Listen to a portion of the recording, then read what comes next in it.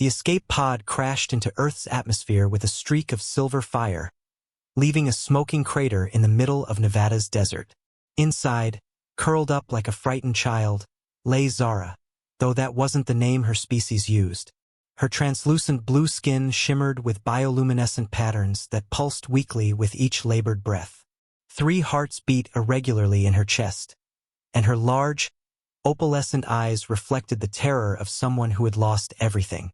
Captain Marcus Rodriguez was the first human to reach the crash site, leading a small military recovery team. As they approached the wreckage, Zara's eyes fluttered open, and she saw something that made her recoil in absolute horror. Creatures that looked exactly like the monsters from her people's darkest legends. The Kethmori had taught their children for generations about the Bloodthirsty ones. Savage beings who consumed the life essence of other species, who fought endless wars among themselves, and who destroyed entire ecosystems for their own gain. The descriptions matched these bipedal creatures perfectly. Sparse fur on their heads, tiny eyes, and skin that came in various disturbing shades. Most terrifying of all, they bared their teeth when they were pleased, a gesture that meant aggression in every civilized species Zara knew.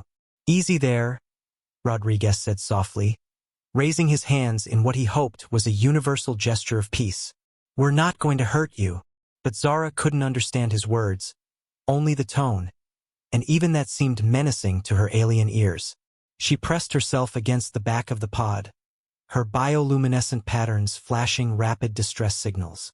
According to everything she'd been taught, these creatures would drain her life force and use her body for sustenance. Dr.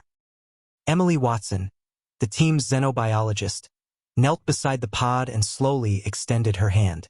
Zara flinched, expecting claws or some horrible appendage to tear into her flesh.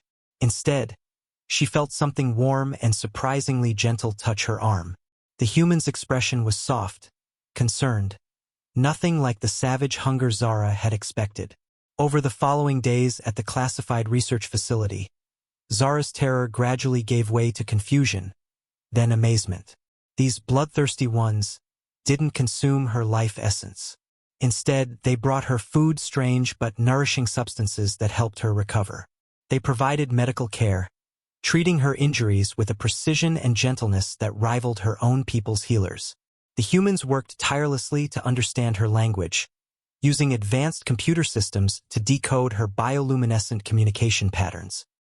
When they finally established basic communication, the first thing they asked wasn't about her technology or her planet's resources. It was whether she was in pain and how they could help her feel more comfortable. Lieutenant Jackson Williams spent hours sitting with her, showing her pictures of Earth's landscapes and animals. His toothy grin, which Zara now realized was called a smile, no longer seemed threatening but rather endearing. She learned that humans used this expression to show joy and friendliness, not aggression. The breakthrough came when Zara fell critically ill. Her triple cardiovascular system was failing, unable to process Earth's atmospheric composition. Without intervention, she would die within hours. The human medical team worked around the clock, with Dr. Watson leading a desperate effort to synthesize a treatment using Zara's own biological samples.